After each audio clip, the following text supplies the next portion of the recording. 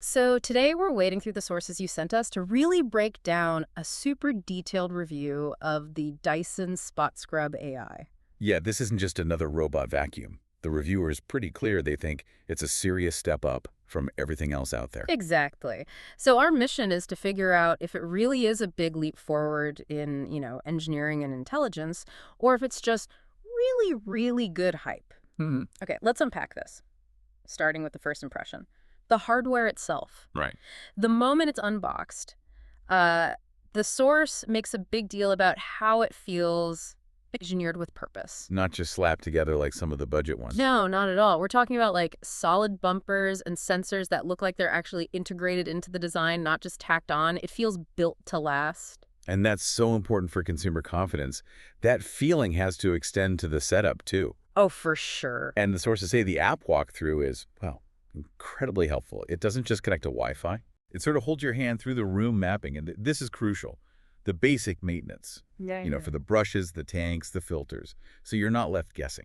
That's a huge part of a premium experience. Okay, so if the hardware's solid, the real magic has to be in the dual function, right? The vacuuming and the mopping.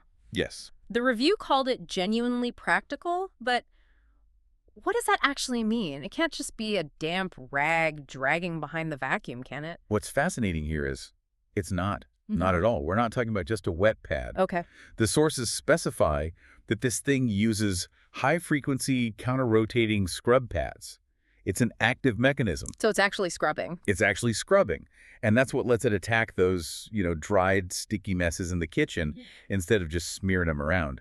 That's the real difference between just sweeping and actually cleaning. That high-frequency motion is a huge point of differentiation, but a device that's handling wet grime and fine dust, does the maintenance become a nightmare? Did the sources find any trade-offs? They did touch on that. While the wet reservoir is apparently easy to fill and empty, which is great, the reviewer did note that its weight and density, which is excellent for cleaning, means it might struggle a bit with, say, very high door thresholds or really thick, shaggy rugs. Ah, okay. That makes sense. But the convenience of just switching modes in the app and how easy the tank is to manage seems to balance that out for daily upkeep. Okay, so the scrubbing works, but that only helps if the intelligence keeps it off the carpets. Let's talk about the brain of the operation here, the AI navigation. This is where that premium price tag really starts to make sense. It's not just, bumping into walls randomly. Pinballing around the room. Exactly. The routing uses structured visual mapping to constantly update its path. It feels, as the source put it, intelligent rather than accidental.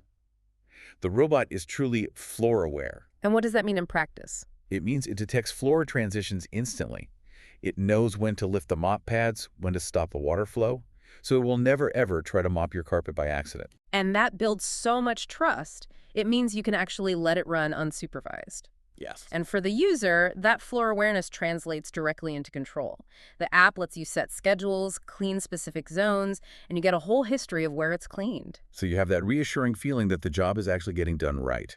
So what does this all mean? The takeaway here seems to be that the Dyson Spot Scrub AI review was, well, overwhelmingly positive. It definitely seems to back up its premium claims. You've got strong suction, that really effective rotational scrubbing, and AI navigation that adapts to mixed floors without any drama. It sounds like it handles both daily dust and deep cleaning pretty effortlessly. If we connect this to the bigger picture, I think the ultimate test of any smart home device is whether it removes the need for you to micromanage it. Right. Does it actually save you time and mental energy? Exactly. So for you listening, consider what impact this kind of versatility handling both pet hair and sticky spills without you needing to intervene could actually have on your own weekly routines.